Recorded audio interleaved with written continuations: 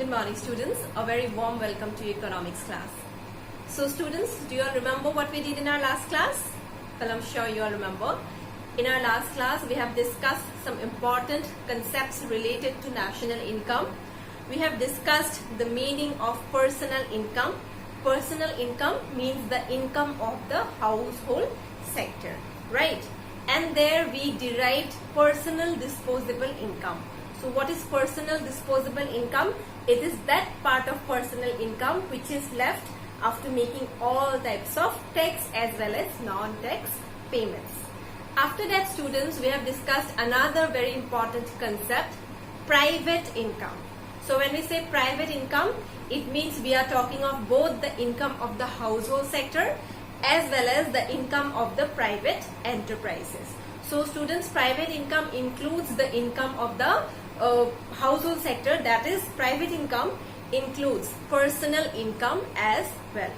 So students, one way to derive personal income from private income is to deduct the corporate taxes and the retained earnings or the undistributed profits from private income. So if these two components are deducted, the remaining output is the personal income.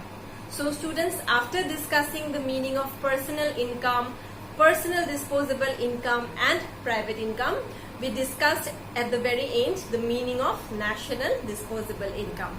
We discussed that national disposable income is the same as like personal disposable income. The concepts are same, but only difference is that personal disposable income is the disposable income of an individual person, whereas national disposable income is the income of the entire nation, the income of the government. And national disposable income or NDY is a net concept, right? And students, how to derive gross national disposable income from net national disposable income? Simply by adding depreciation. So students, we discussed these four concepts in our last class. So today we shall be starting with the last important topic from this chapter, that is the three important methods of measuring national income. So today we will be discussing the first important method, that is the value added method. Students, whenever I say value added, what first thing comes to your mind? What is the meaning of the term value added? Value added means to add value to something, to increase the value of something, right? So how can we add value to something? Just think. We can add value to something by converting it into a better product. Let me tell you how. Students, for example, you have sugar canes at your home garden, right? So those are raw sugar canes. You can add value to this sugar cane by manufacturing the sugar cane in the form of jaggery. So if we convert the sugar cane into jaggery, what will happen? Its market price will increase, right? If earlier, suppose the price of sugar cane was ₹100, after we have converted it into jaggery, that is the finished product, its market price will increase. And this increase in the price is the value added. So students, this method simply means the addition of value or production of output. Output means the finished products, the final products, okay? Production of output by converting the raw materials into the finished products. By converting the raw materials or the intermediate goods into finished products, we can add value to them. So that is the concept of value added method. So students, the value added method can be explained with the help of these examples. First, we will analyze the example. After that, we will come to the steps of calculating national income using the value added method, right? So students, let us take one producing enterprise column. So producing enterprise means all the sectors of the economy that are involved in the process of production, whether it is manufacturing, whether it is agriculture, all the activities that comes under the production sector or provision of goods and services, right? So the first one is the producing enterprise. The second column indicates the value of the output. The third column indicates cost of intermediate goods. Intermediate goods are the raw materials which will be then converted to the final output. And last column indicates the value added. So students, let us take first, the first producing enterprise is the farmer. Farmer means the one belonging to the primary sector. I think you all have already studied about primary, secondary and tertiary sector in your 10th class, right? So I think these concepts are quite clear to you all. So let us first take the example of a farmer. The farmer, suppose he will produce wheat, right? The farmer will undertake the production of wheat. So what will happen? The farmer will produce wheat worth rupees 600. But students, in the production of wheat worth rupees 600, he has purchased intermediate goods or raw materials worth rupees 200. That means he has bought the seeds, he has bought the chemical fertilizers, he has to bought water also to irrigate the field, right? So all these things has cost him rupees 200. So by spending 200, he has produced wheat worth rupees 600. So by using raw materials worth rupees 200, he has converted that 200 into 600. So how much is the value added? How much value he has actually created?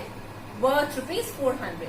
Because even though his output is worth rupees 600, rupees 200 has been spent on the purchase of raw materials, right? So the actual value added is rupees 400, right? Next, what happened? The farmer has produced the wheat. Now from the farmer, the flour mill will purchase the wheat from the farmer. The next producing enterprise is the flour mill. Farmer has produced the wheat, he will then sell it to the flour mill, right? So the flour mill will purchase the output from the farmer at rupees 600. Farmer has produced it for 600, so he will sell it at 600.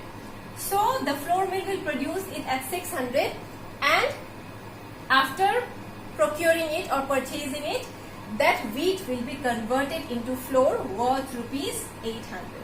So the raw material which has been purchased by the flour mill is worth rupees 600, but which has later on been converted into flour worth rupees 800, right? So how much is the value added? 200. He has spent 600 in the purchase of the wheat, which has been then converted into flour worth rupees 800. So 200 is the value added. Next, students, from the flour mill, the baker will buy the flour. The next producing enterprise is the baker. So the baker will then buy the flour worth rupees 800. Okay, this is the 800. He has produced output worth rupees 800. So now the baker will buy it at rupees 800. So after buying the flour at rupees 800, he will convert the flour into the bread, the final bread, the final outcome. So he will spend 800 on the purchase of the flour, which will then be converted into bread worth rupees 1000. So that 800 rupees of flour has been converted into 1000 rupees of bread. So the value added in this case is 200. So students, finally, the baker will then sell the bread to the shopkeeper or the retailer. Okay, the final seller from where the consumers will ultimately be able to purchase the bread. So the baker has produced it at rupees 1000. 200 is the value added. From the baker, it will be then purchased by the shopkeeper. So shopkeeper has spent 1000 on the purchase of the bread, and what will happen? These 1000 rupees of bread will be sold by the shopkeeper at rupees 1200. So what will happen? The value added in case of the shopkeeper is 200. So this is how students initially the intermediate goods, which was just rupees 200, has converted itself into, from the raw materials, it had converted into what? It had converted into wheat. From wheat it has been converted into flour. From flour it has been converted into the bread, and ultimately the bread has been sold by the shopkeeper at a price of rupees 1200. Okay students, so let us now see the total value of the output. The total value of the output is 3600. Total cost of intermediate goods. So students, for the farmer, the intermediate goods are the various raw materials, the fertilizers, pesticides, the seeds, etc. For the flour mill, what is the raw material? The raw material is the wheat, which has been produced by the farmer. For the baker, what is the raw material? The flour, which has been produced by the flour mill. And for the shopkeeper, there is no raw material, but since he has procured it from the baker, let us say that he has procured the raw material from the baker. So this is how the goods have been transformed into their finished form, and they have undergone a change in their value. Their value has been increased. So this is the cost of the intermediate goods, and this is the value added, right? And students, this value added is the gross value added at market price. Gross means overall, everything. Depreciation also comes under this, right? And gross value added is the value added by all the producing enterprise. Farmer is the primary sector enterprise, then the flour mill and the baker, secondary sector enterprise, and the shopkeeper is a tertiary sector enterprise. So the production of all the three sectors has led to the increase in value added worth rupees 1000. So students, this 1000 is the gross value added at market price. Market price because here the tax has also been included. That is why the value is increasing that much, right? So GVAMP, gross value added at market price, or the gross domestic product at market price. So students, this is how we calculate the GDP-MP. So this is an example. This will help you to analyze. So students, this is the formula. From this example, we can easily derive the formula. The gross value added at market price of the primary sector, the gross value added at market price of the secondary sector, and the gross value added at market price of the tertiary sector. So when we add the gross value added by all the three sectors, we will get the GDP-MP, gross domestic product at market price.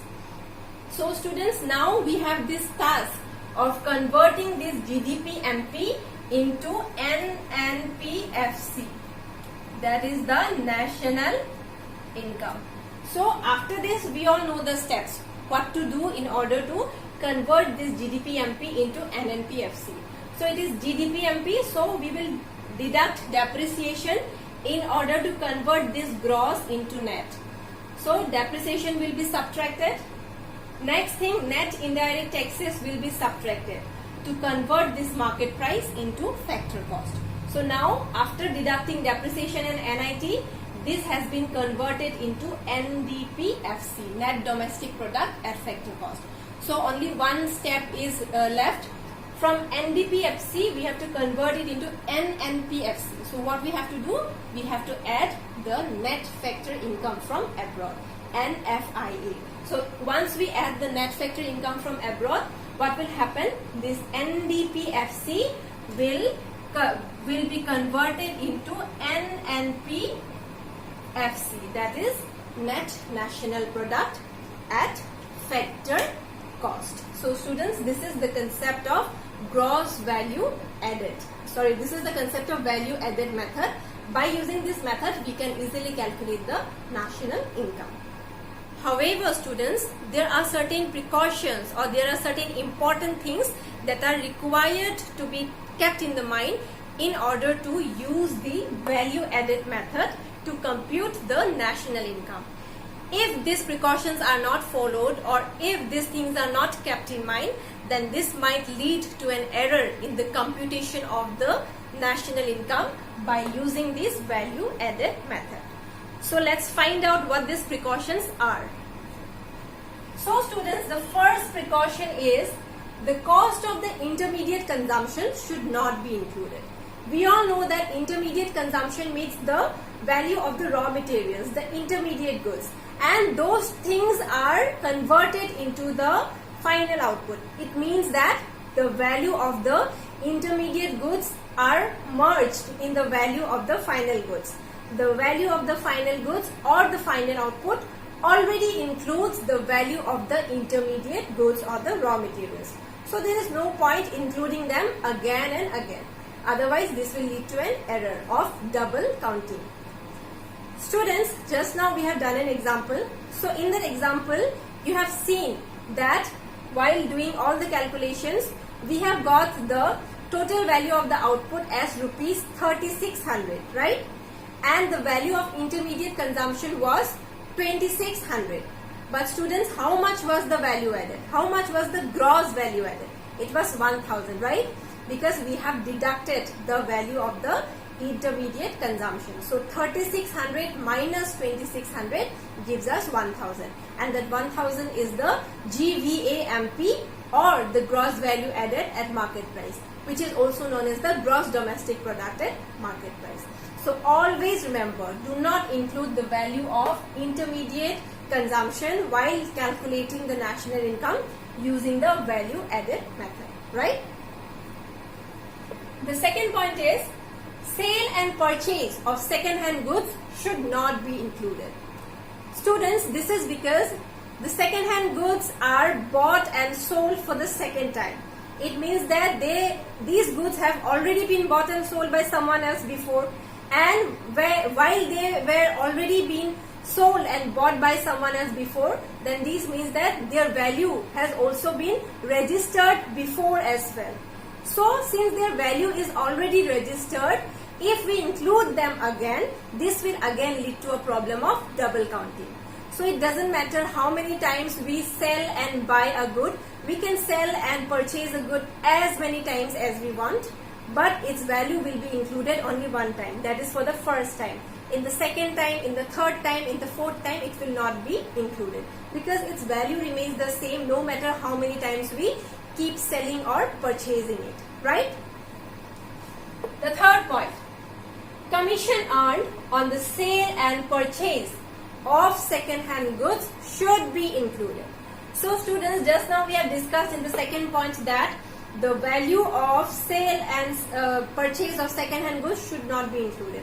But students, for the same second-hand good, the money which is earned by the broker for intermediating between the buyer and the seller, his earning will be included as a part of the national income by using this method. Because students, the money earned by the broker, that is his commission, is his reward. It is his remuneration which he has got for delivering his service, for rendering his service. So even though the value of the second-hand goods are not included, the commission earned by the broker on the sale and purchase of second-hand goods are included in the national income because it is a reward for their service. Okay? Number 4 point, imputed value of production for self-consumption should be included. So students, imputed value of production for self-consumption means production of goods which takes place for self-consumption and not for selling in the market. For example, production of rice for consumption by the farmer's family shall be included. So students, there are farmers who produce goods simply for their own consumption and not for selling in the market. But even though they are not sold in the market, that doesn't mean that they do not carry a market price. They do have a market price. The vegetables which are grown in one's home garden, they also have a market price. If we sell it in the market, we will be able to earn money. But simply because we are not selling it, that doesn't mean it does not have a market price. It does have a market price. So if goods are produced for own consumption, the value of such goods shall also be included in the national income. Such value shall also be included in the value added method, even though it is used for own consumption. Okay? Number 5. Imputed value of the owner occupied house should be included. Similarly, students, if there are houses which are not rented by the owner but is instead used by the owner himself for his own personal purpose, then also its value will be included in the value added method. Why? Because it doesn't matter whether the owner has rented out his house to someone else or not.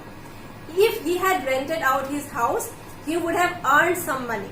But just because he has not rented out the house doesn't mean that it does not have a rent value. It always has a rent value. So whether the house is used by the owner for his own personal reason, whether it is rented out to someone else, it always has a rent value attached to it, and that is why it is always included in the national income computation by the value added method, right? The last point. Services for self-consumption should not be included. So students, now what are the services for self-consumption? The work that we do for our own self. For example, I am mopping my house, I am cleaning my house, I am cooking meal. Those are services that I am doing for myself, I am doing for my family. Those services will not be included in the value added method, because it is very difficult to assign a market value to such services. Yes, if for the same purpose I have hired a maid, then I will pay her money and that will be a part of national income. But since that service is not undertaken by any maid, but since it is done by me for my own self, that will not come under the value added method, because it is very difficult to assign a specific market value to the services that are rendered by the family members to their own family members, right? So students, these 6 precautions are very important to be followed in order to use the value added method in the computation of national income. So students, this is all about the value added method. Before winding up the class, let's do a recapitulation of what we have done today. So today we have started our class with the meaning, with understanding the meaning of value added method. Value added means the addition of value or production of output by converting the intermediate or the raw materials into the final goods. So there are certain steps that are required to be followed. First thing, we have to add the gross value added of all the 3 sectors. The gross value added of the primary sector, gross value added of the secondary sector, and gross value added of the tertiary sector. And all of them should be calculated at the market price, because it includes the taxes as well, right? So after adding the gross value added at market price of all the 3 sectors, we arrive at the gross value added at market price, or the GVAMP, or the gross domestic product at market price. So students, after obtaining the GDP-MP, the next task in our hand is to find the NNP-FC.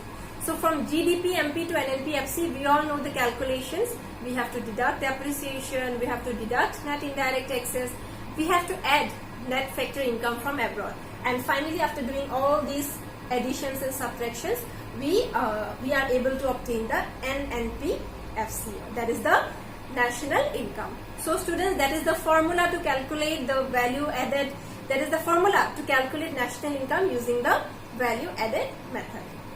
Also students, some precautions are required to be taken while using this value added method.